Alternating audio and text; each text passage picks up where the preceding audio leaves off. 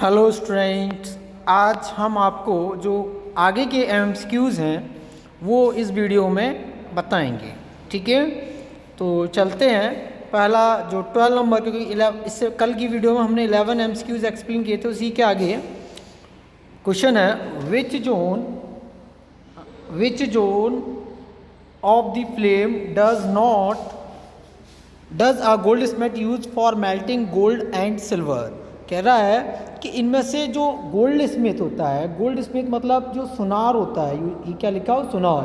Gold Smith means होता है सुनार, जो गोल्ड या सिल्वर को मेल्ट करते समय जो फ्लेम होती है ना, उसका कौन सा हिस्सा, कौन सा जोन यूज़ करता है। तो ये आपको बताया था हमने क्लास में कि जो फ्लेम होती है उसकी 3 जोन होती है, इनर जोन, मिडल जोन और लोअर जोन। ठीक है, तो गोल्ड स्मिथ कौन सा यूज़ करता है, सबसे आउटर जोन यूज़ करता है, क्योंकि वहाँ पर क्या होता है, हीट ज़्यादा होती है, जिससे गोल्ड या सिल्वर जल्दी से मेल्ट हो जाता है। तो इसका जो राइट आंसर होगा वो होगा आउटर जोन। ठीक है, ऑप्शन ए सही होगा। Next question, calorific value of a fuel is expressed in. Calorific value of a fuel is expressed in मतलब कैलोरीफिक वैल्यू क्या होती है। सबसे पहले मैं आपको ये बता देता हूँ। देखो, कैलोरीफिक वैल्यू होती है जब कोई भी फ्यूल, अगर 1 किलोग्राम फ्यूल है ना, और उससे जितनी हीट प्रोड्यूस होती है वो उसकी कैलोरीफिक वैल्यू होती है। ठीक है, जितनी मात्रा में उसकी हीट प्रोड्यूस होती है वो उसकी कैलोरीफिक वैल्यू होती है। तो यहाँ पे ये कह रहा है उसको किस में मेज़र किया जाता है। ठीक है, तो उसको मेज़र किया जाता है किलो जूल पर किलोग्राम, मतलब 1 किलोग्राम में कितनी किलो जूल हीट प्रोड्यूस होती है, वो होती है कैलोरीफिक वैल्यू। तो इसका राइट आंसर क्या होगा, ऑप्शन ए वाला राइट आंसर होगा। ठीक है बच्चों, next question, which is non combustible substance. इनमें से कौन सा नॉन कम्बस्टिबल सबस्टेंस है। कम्बस्टिबल क्या होता है, जो ज्वलनशील होते हैं, ठीक है, जो जलते हैं, जो फ्लेम के साथ जलते हैं, ठीक है, वो होते हैं कम्बस्टिबल सबस्टेंस। तो देखो, वुड है हमारा कम्बस्टिबल होता है, पेपर होता है, स्ट्रॉ जो भूसा वगैरह होता है उसको बोलते हैं। ठीक है, तो इसका क्या होगा, आयरन नेल्स। ठीक है, इसका राइट आंसर क्या होगा, आयरन नेल्स जो है नॉन कम्बस्टिबल होगा। ठीक है, क्योंकि उसको अगर आप हीट करेंगे तो वो मेल्ट हो जाएगा, लेकिन फ्लेम के साथ नहीं जलेगा। तो ये इसका राइट आंसर हो जाएगा। Next question, acid rain contains mainly. ठीक है, एसिड रेन में कौन कौन सा क्या क्या पाया जाता है। तो ऑक्सीजन और नाइट्रोजन गैस, फ्लोरीन और क्लोरीन गैस, मैग्नीशियम ऑक्साइड। यहाँ पर देखो फोर्थ वाले में ऑप्शन ये नहीं लिखा हुआ है। इसमें देखो नाइट्रिक ऑक्साइड होते हैं, सल्फर डाइऑक्साइड होता है, H2SO4 होते हैं, ये पाए जाते हैं। जो हमारी एसिड रेन होती है उसमें हमारा H2SO4 पाया जाता है, और नाइट्रिक एसिड होता है, nitric acid NiTRiC nitric acid होता है। ठीक है, और भी बहुत सारी चीज़ें पाई जाती हैं। तो इसका जो राइट आंसर है ये क्योंकि प्रॉपर डी वाला नहीं लगा, तो इसका आंसर ये हो जाएगा। ठीक है बच्चों, next question, which fuel are use for running automobiles. इनमें से कौन सा फ्यूल है या कौन सा ईंधन है जो ऑटोमोबाइल्स को चलाने में यूज़ होता है। Option A wood, coal, diesel या चारकोल। तो ये आपको पता है कि जो हमारे ऑटोमोबाइल्स होते हैं, जो हमारी गाड़ी व्हीकल्स होते हैं, उनको चलाने में हम किसका यूज़ करते हैं, डीजल का। तो इसका राइट आंसर क्या हो जाएगा, ऑप्शन सी डीजल। ठीक है, नेक्स्ट क्वेश्चन है, when magnesium ribbon burned it produce. जब मैग्नीशियम की रिबन को जलाया जाता है तो वो क्या रिलीज करता है, क्या बनाते हैं। ठीक है, तो option A magnesium oxide, option B magnesium oxide, option A था magnesium hydroxide, option C magnesium chloride, option D magnesium sulphate. तो इसका जो राइट आंसर होगा magnesium oxide, option number B.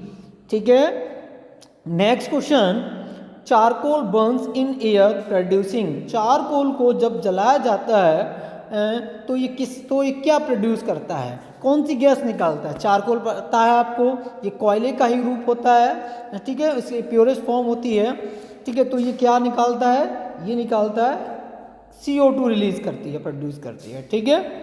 Next question, combustion is a reaction in which a substance react with. Combustion एक ऐसी reaction है जो react करती है किसके साथ? ये भी आपको पता है कि कंबशन किसके साथ रिएक्ट किया है। कल की वीडियो में भी किस तरह का एक क्वेश्चन था, तो वो होता है ऑक्सीजन के साथ रिएक्ट करती है, तो इसका राइट आंसर हो जाएगा ऑक्सीजन, ठीक है। नेक्स्ट क्वेश्चन, फ्यूल में बी, जो फ्यूल है, जो ईंधन है, वो क्या हो सकता है? सॉलिड, गैस, लिक्विड या ऑल ऑफ दीज? तो इसका राइट आंसर होगा all of these. Option number D सही होगा, ठीक है, क्योंकि जो ईंधन होता है वो फ्यूल भी हो सकता है, वो सॉलिड भी हो सकता है, लिक्विड भी हो सकता है, गैस हो सकता है। सॉलिड में जैसे लकड़ी है ना, पेपर है, ये सॉलिड होता है, ये भी फ्यूल होता है। लिक्विड में क्या है? डीजल, पेट्रोल, ये भी फ्यूल है। गैस में LPG, CNG, ये भी फ्यूल है। तो ये इसमें क्या है, और क्योंकि ये तीनों ऑप्शन सही है, तो इसका ऑप्शन होगा all of these. Next question, which of the following is a fuel of our body? इनमें से कौन सा हमारी बॉडी के लिए एक फ्यूल की तरह से काम करता है, एक ईंधन की तरह से काम करता है? तो ऑप्शन देखते हैं। पेट्रोल तो हम लेते नहीं हैं। डीजल भी हमारे लिए फ्यूल का काम नहीं करती, क्योंकि ऑटोमोबाइल्स के लिए काम करती है। ऑप्शन नंबर सी फूड, और ऑप्शन नंबर डी वाटर। तो जो हमारे लिए फ्यूल का काम करता है वो ऑप्शन सी में दिया हुआ है, फूड, भोजन, ठीक है, क्योंकि खाना खाने से हमारी बॉडी को एनर्जी मिलती है, और वही एनर्जी हमारे फ्यूल के रूप में काम करती है। नेक्स्ट क्वेश्चन, कंबशन एक ऑप्शन दिया physical process, option B chemical process, option C both A and B, option D none of these. तो जो कंबशन आपको पता, कोई भी चीज़ जलने के बाद कोई नया सबस्टेंस बनता है। जैसे हमने कागज़ को जलाया, कागज़ जलाने के बाद उसकी राख बनती, लकड़ी को जलाया, लकड़ी के बाद उसकी राख बनती। तो मतलब कहने का क्या है कि इसमें नया सबस्टेंस बनता है, ठीक है। तो इसका राइट आंसर क्या हो जाएगा? तो और जो नया सबस्टेंस बनता है तो वो कौन सी प्रोसेस होती है? केमिकल प्रोसेस होती है, ठीक है। तो इसका राइट आंसर होगा ऑप्शन नंबर बी। तो बी पर टिक कर देते हैं। Next question, which one of the following is a combustible? इनमें से कौन सा कम्बस्टिबल है? तो आयरन नेल, या कम्बस्टिबल का मतलब जो जल सकते हैं, iron nail, glass, stone piece या पेपर। तो पेपर जो फ्लेम के साथ जलते हैं, तो इसका ऑप्शन डी वाला सही होगा, पेपर, ठीक है बच्चों। Next question, the lowest temperature at which a substance catches fire is called its. वो लोएस्ट टेम्परेचर जब उस पर कोई भी सबस्टेंस आग को पकड़ लेता है, वो टेम्परेचर उस सबस्टेंस का इग्निशन टेम्परेचर कहलाता है। आपको हमने गूगल मीट की क्लास में हुई थी, उसमें भी बताया था। तो इसका राइट आंसर होगा इग्निशन टेम्परेचर, ठीक है। तो ऑप्शन नंबर सी वाला करेक्ट होगा, ignition temperature. Next question, which of the metal catch, अब ये यहीं तक, आगे ऑप्शन नहीं है बच्चों, ठीक है।